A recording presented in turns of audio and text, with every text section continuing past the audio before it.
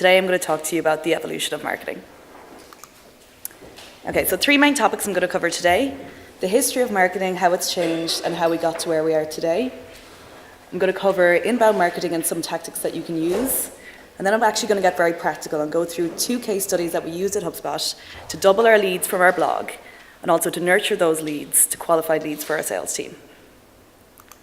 Okay, let's dive in. So, marketing's actually been around for a really, really long time. I have a lot of slides. So back in 1741, this is when the first magazine was published in America in Philadelphia. And this is what an ad looked like from that magazine. Now, I think the main thing to take away from this is that this ad simply describes the product. Very good ground coffee. It's not bad. Not necessarily something Starbucks or Costa might be happy with today, but it works. But at this stage, we were simply describing the product as marketers. We weren't trying to influence people. We weren't talking about the benefits. We weren't talking about how your cup of coffee in the morning could change your entire day. That came a little bit later. So let's move forward to 1965. So the internet didn't exist. It was the height of Beatlemania. And it was the time of Mad Men. This is around the time that those giants of advertising started to appear. It's the time where the real-life Don Draper was creating massive marketing campaigns, like Buy the World a Coke, that could influence and reach millions. It's the evolution of TV ads, of radio, of billboards. And this here is actually one of the first, and to be honest, still probably one of the best examples of content marketing. The guys earlier were talking about how valuable content marketing can be. This is a jogging booklet. This was created by a company called Blue Ribbon Sports, and it was so valuable and so popular at the time that it actually introduced the word jogging to America. Now, has anyone heard of Blue Ribbon Sports? Well, they grew a bit, they evolved on these tactics, and they changed their name to Nike, one of the biggest global brands in the entire world. And they got to their business partially because of creating and distributing really good content. Okay, let's fast forward a bit into the digital age. Ads first moved online in '94. I'm going to show you what the first banner ad looked like on the internet. Brace yourselves. It's the first ever banner ad to appear online in 1994 from AT&T. I don't know if any copywriters or the guys in Fat Media would be particularly happy with this. It's very spammy, the design isn't great, and it's also very ominous. If you ever clicked your mouse right here, you will. But because this was early on in the internet, this actually performed incredibly well. Almost half of the people who saw this ad clicked through on it. Fast forward to today, and things look a little bit different. The average click-through rate you can expect on a Facebook ad is about 0.9%. For education, it's about 0.7%. For display banner ads, it's even lower. And actually, if you look up the term banner ads in the Urban Dictionary, greatest source of truth on the internet, the first word you're going to see is annoying. People find them annoying. And people find them annoying because, in part, we as marketers, me, have ruined them. And the thing is, nobody ever wakes up and says, you know that marketer, Áine Devane, I want to make her happy.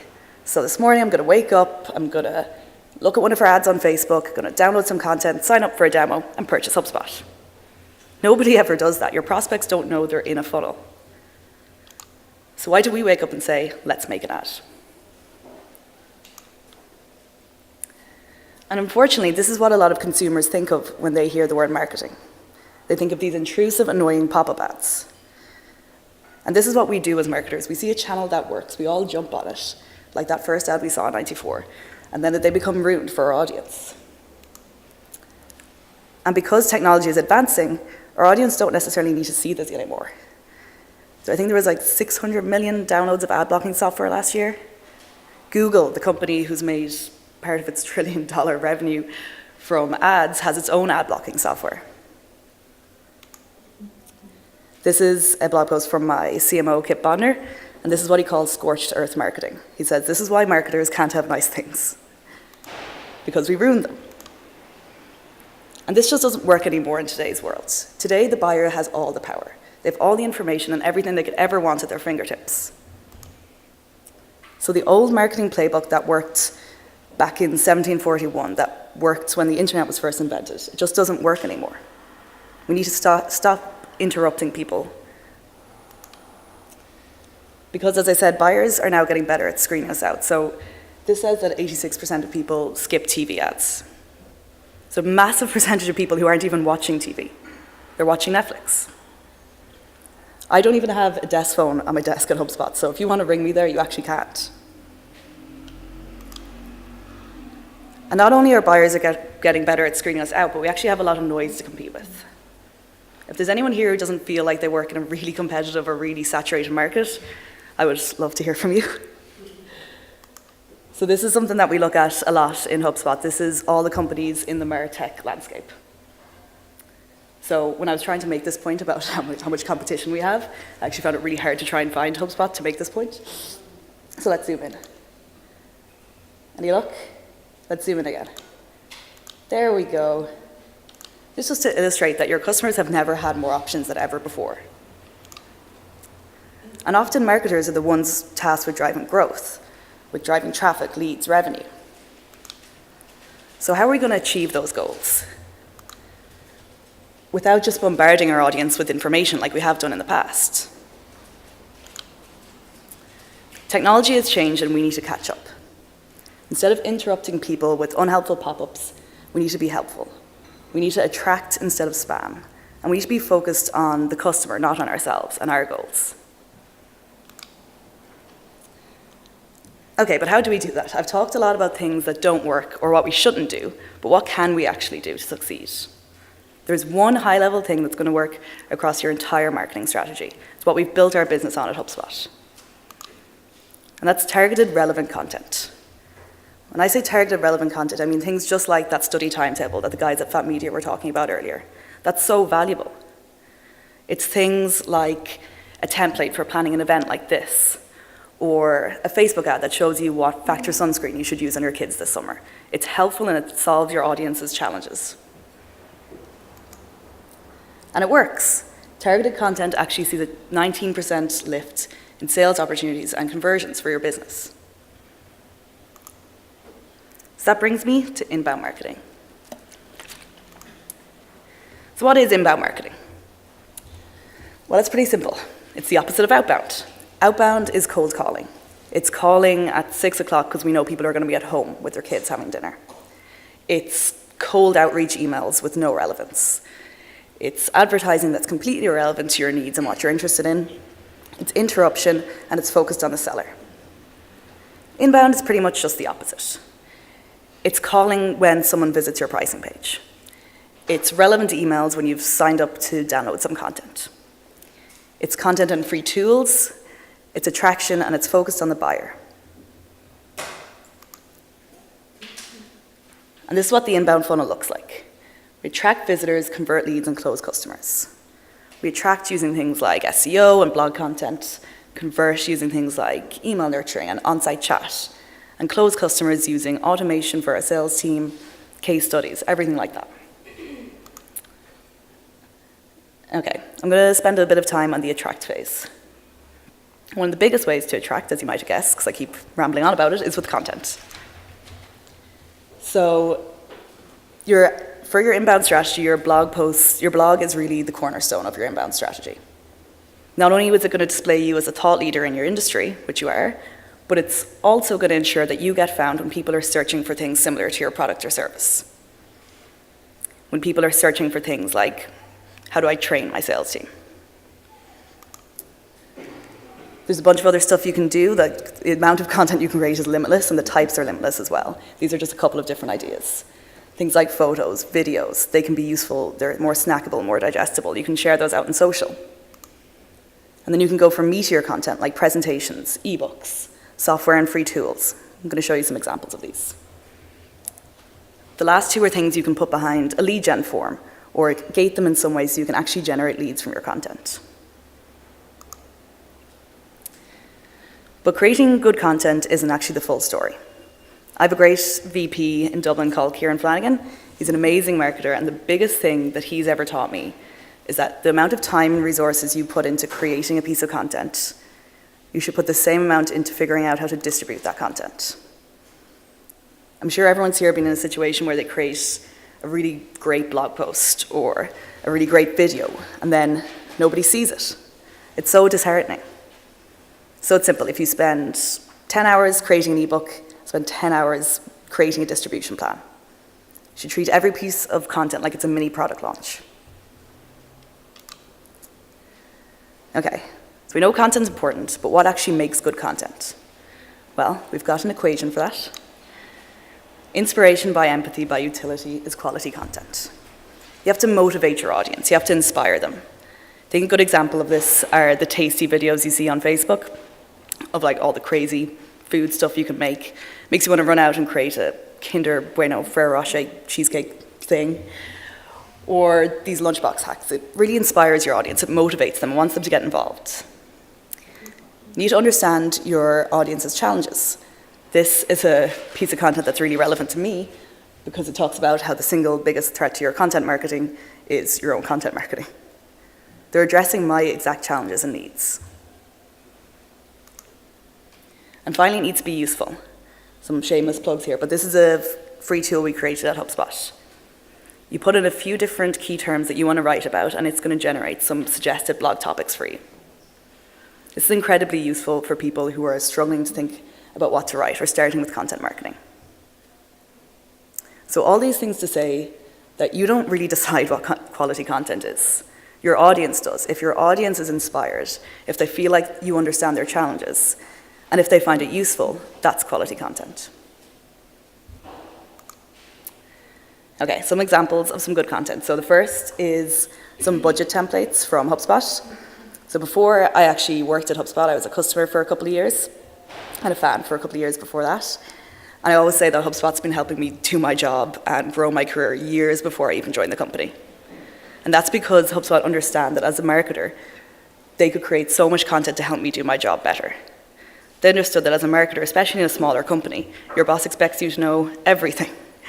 And so they'll turn around and say, Áine, we need a couple of Facebook Live videos. And we also, can you start drafting some case studies and draft out the budget for next year? And you just say, sure, fine.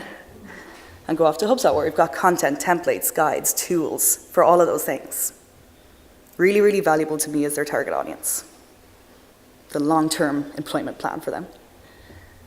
The next example is from Espresso. They're a company who specializes in Facebook ads. And what they've done is they've created a huge, massive library of millions of Facebook ads. So if you go on there and you search for Facebook ads in the education industry, focused on B2B, that have images, it's going to show you a bunch of different examples. Really useful if you're struggling to find inspiration of what copy to write or how to design your ad. Let's look at some free tools. The first one is a return on investment calculator for using solar energy. Really, really closely tied to their product, really useful for the buyer, and it makes sense for them as well. Similarly, for HubSpot, we created Website Grader. So someone could go on there, plug in their details, and we're going to show you how strong your website is against a couple of different factors, from SEO to security. So not only is that useful for our target audience who are trying to improve their marketing, but it's also really useful for us. So when a sales rep has a conversation with someone after they fill out this, they have so much to talk about. It gives us so much good data that we can use in our nurturing.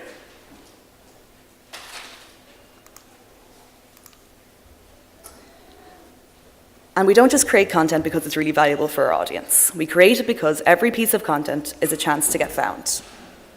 And the great thing about content marketing is that you can get found again and again and again. Paid ads are fantastic, they're great. But once your budget stops, people aren't going to see your ads again. Content marketing is different. If you create a really good blog post today, people will view it today, tomorrow, next year. I know some of you might be thinking, I don't have the time or the resources to create all this content. I don't have a dedicated team for this like you do at HubSpot. Well, the good news is you don't necessarily need to create more content to generate more leads and more results from your content. And I'm going to show you how you can do that with a quick case study from an experiment that we ran at HubSpot. It's focused on the attract phase, and it's called Optimizing the Past. So who wouldn't want to fix the past? This is a photo of me from one of my first days at school. What is the haircut, lads? The sweep at the back. So who wouldn't want to fix your past if you could? Oh. So we decided we were going to dig into our blog data at HubSpot. We decided we wanted to figure out what posts were driving traffic, what posts were driving leads. And when we did that, we came up with some really, really interesting results. We found that 76% of our monthly blog traffic were coming from old posts. When I say old posts, I mean posts that were published over a year ago. We also found that 92% of our blog leads were coming from old posts. And just to give you context, the way we generate leads on our blog is that we'll have a piece of blog content, and in it we'll link to a relevant lead gen offer. This is crazy. This means that if our entire blog team and our content team went on holiday for a month, we would still create 76% of the traffic and 92% of the leads that we would have otherwise. And finally, 46% of those new leads came from just 30 posts. To put this into context, at the time we were creating 200 posts a month. And look how much results were coming from just 30. It's absolutely crazy. So we knew we had to do something with this data. And that's when we had our light bulb moment. We realized we should conversion optimize high search posts, so posts that were getting a load of traffic. We needed to figure out how to get more leads from those posts. And the posts that were converting pretty well but weren't getting a lot of traffic, we needed to figure out how to get more traffic to those posts. We needed to search optimize them.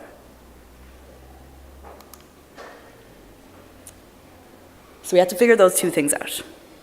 How do we increase conversions on high traffic posts? And how do we increase traffic on high conversion posts? Okay, so how do we conversion optimize the posts that had a lot of traffic? First thing we did is we obviously identified those posts. And then we found out what keywords they were ranking for using keyword research tools. And we knew that the majority of this traffic that was coming to these posts was coming from organic search. So we knew if we updated the CTA, the call to action, within our blog post to match those keywords, so if someone's searching for something, they read our post and then they see a link for directly what they were looking for, we would increase our lead flow. We also added an above the fold CTA. We traditionally always had an image CTA at the bottom of our blog, so we still kept that, but we added a text CTA above the fold. And finally, we made sure we were linking to a relevant lead gen offer, and we actually created a couple of new offers from this because we found that there was terms people were searching for that we hadn't really created a ton of content on. Okay, let's actually look at how that worked. So this was one of the posts that had a huge amount of traffic, how to write a press release. So we found out what key terms it was ranking for, and we updated the above the fold CTA with that key term, free press release template. And then we did the same thing with the CTA at the bottom of the post. We linked the relevant offer.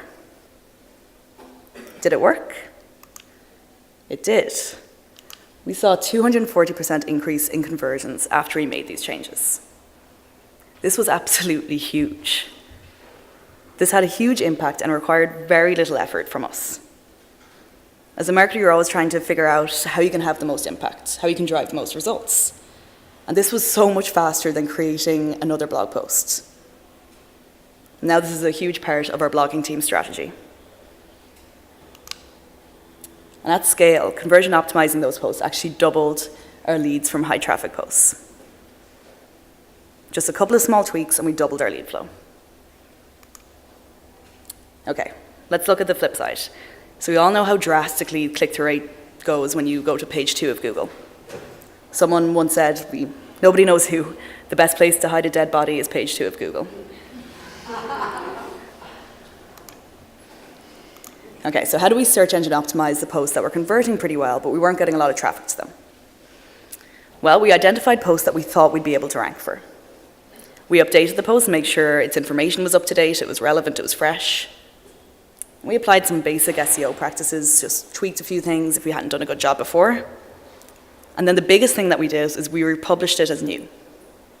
And why this had a big impact is because Google awards freshness, and so do your searchers. If you see a more recent post, you're more likely to read it and to trust it than an old post from years ago. We'd already accrued a good bit of authority on these posts as well, so we were building on that rather than starting from scratch. And when we republished, it sent out to all our blog subscribers all over again. So we got more shares, more inbound links. So let's see how this worked. These are the monthly views from organic search before and after we updated these posts. Blue is before, orange is after. It had a huge impact. We drove so much more traffic to our blog. Now, this isn't necessarily going to work for every single person's blog. You have to have a relatively mature blog that's been around for a couple of years to accrue old posts. But I think it just shows how important it is to dig into your data, find out what's driving results, and you might find light bulb moments like this. Okay, so traditionally at HubSpot, as in probably a lot of other companies, we were very focused on top of the funnel. How do we get more traffic, more leads? Our blog content, our content offers. We were focused on getting traffic into our website. And then we said, okay, we've got some basic nurturing set up, but what if we invested the same time, effort, and resources that we do at the top of the funnel, where we spend all this budget acquiring people through paid ads? What if we invested the same resources in actually converting those leads to purchase and to our sales team? And in fact, businesses who do this actually see a 451% increase in qualified leads. So we wanted at least a portion of that pie. Okay, so how do we do good lead nurturing? You want your lead nurturing to move people through the funnel. You want to get them from that attract phase when they know a little bit about your business, but maybe they've just read some content, to actually be ready to purchase or to talk to one of your sales reps. You want to surface qualified demand to your sales team. You want it to be personal. Really automated, really generic lead nurturing just doesn't work. You want it to be helpful, and you want it to be human at the right time. So let's look at some good examples of that. This is from Grammarly. I don't know if any of you use Grammarly, but it's a Chrome plugin that basically corrects your spelling and grammar. I need it because my spelling is atrocious. And so they send me this every week. It's my weekly writing update. They include a bunch of really, really useful data. They show me how many mistakes I'm making, how accurate I'm being, what my most common mistakes are. It's really educational to me, and it's very personalized. I open this almost every week. And they've got a CTA near the bottom, saying that if you want to unlock more advanced mistakes, you should upgrade to their premium site. Here's another example I really like of being human at the right time. I got this from Usability Hub, who's a UX company. What I really like about this is that they're acknowledging that this is an automated message. They're saying, hey, Áine, thanks for signing up. We know this is an automated message, but if you ever want to talk to our support rep, or if you ever want to talk to our sales rep, these are the people you can reach out for. We're here for you. And I really like this as well, because most people know that they're getting automated marketing emails all the time. But this made it seem personal. Okay, another experiment. This is one we called auto-prospecting. Potentially needs some work on the name. So meet Brian. Brian's one of our best reps at HubSpot. And last year we noticed that Brian was spending his time doing a lot of different things. He was searching in the CRM for good fit leads. When he found those good fit leads, he was copying and pasting emails to send to them. Then he was going into those emails and personalizing them a little bit. He was calling people, hitting voicemail. He was emailing back and forth to arrange a time to have a demo, and then he was running demos. That's a lot of stuff that isn't selling. And we said, what if we could cut out a lot of this admin? We could make our sales funnel so much more efficient. We'd create more revenue for our company.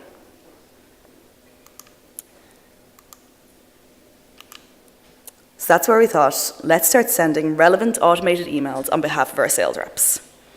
We can send emails from our sales rep's actual email address. We'd include their name and their phone number, and people can reply directly to the email to them.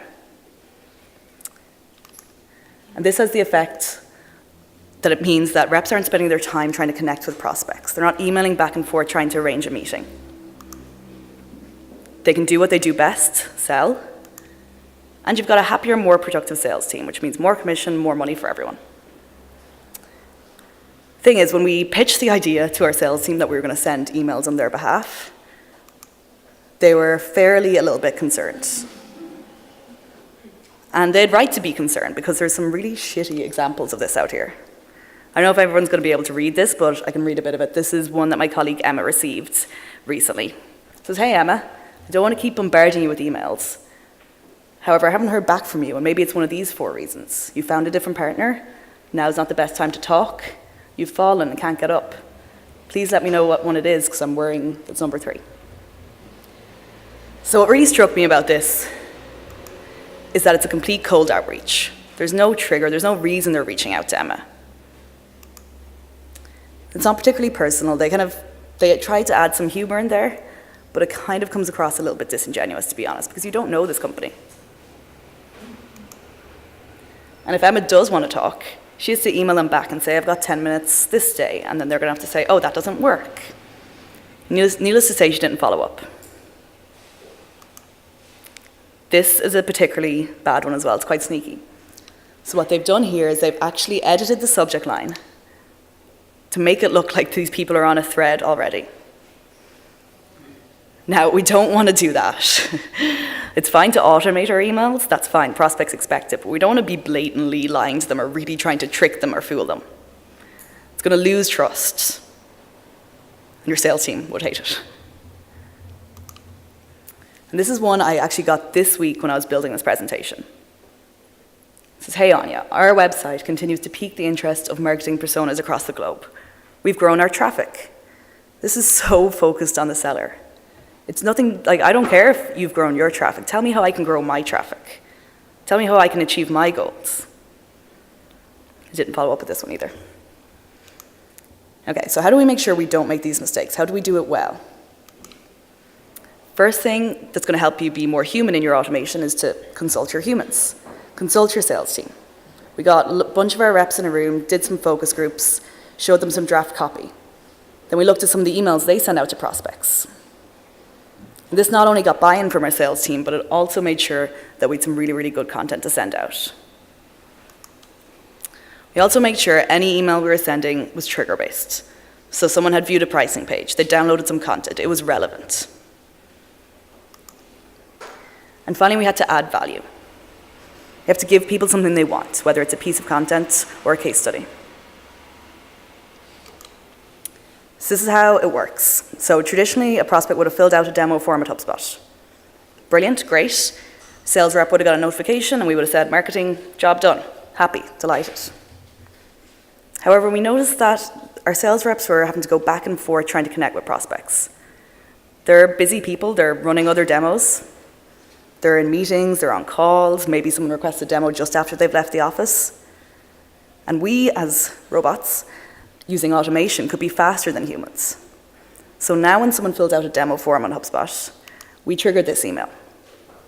It comes from our actual sales rep's email address. It says, hey, thanks for requesting a demo. If you want to book time in here, here's a link to my calendar. It's trigger-based, it's from a sales rep, and it has a calendar link. It's really simple, and it really works. I want to show you what happens when they click on that calendar link. They actually go to our sales rep's calendar. This is using one of HubSpot's free tools called HubSpot Meetings. And what's amazing about this, using the automated emails and the meeting app, means that Brian could be having his lunch, and by the time he gets back, he's already got a demo booked in his calendar without lifting a finger. It's a really nice experience for the prospects, and it really works for us too. Okay, that's a very qualified lead though. Someone's requested a demo, they really want to talk to sales. How about if someone's just converted on a piece of content that we were talking about, a bit more top of the funnel? Okay, let's say someone downloads this piece of content on HubSpot.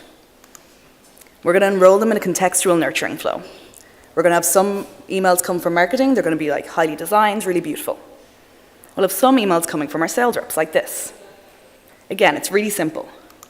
It's relevant, it says, hey, I noticed you downloaded this content. It adds value because it says, here's another relevant piece of content. Try to make it personal by calling out a particular section they might be interested in. And again, we've got a link to the calendar. The great thing about this is that someone might not be ready to talk to sales. But if they are, they can directly book time. And if they're not, when it comes to a time that Brian or another rep on the floor might talk to them, they're already a bit warmed up. Because they'll say, oh yeah, you sent me some really valuable content, thanks for that. And this approach really worked well. When we revamped our nurturing, we got 3 times more meetings for our reps. And we booked them 20% faster, which meant we had a reduced sales cycle and a more efficient sales funnel. This is something you can really take away and do in your marketing tomorrow. Okay, I'm wrapping up. So some key takeaways from what we've talked about today. We know that marketing's evolved a lot over time. We know the tactics that worked in 1741, in the first days of the internet, they just don't work anymore. We know that you need to create valuable content, and inbound marketing can help you do this. I would encourage you all to try and optimize your old content for more leads, instead of just creating new content. And invest in automation to convert those leads. Thank you very much for your time.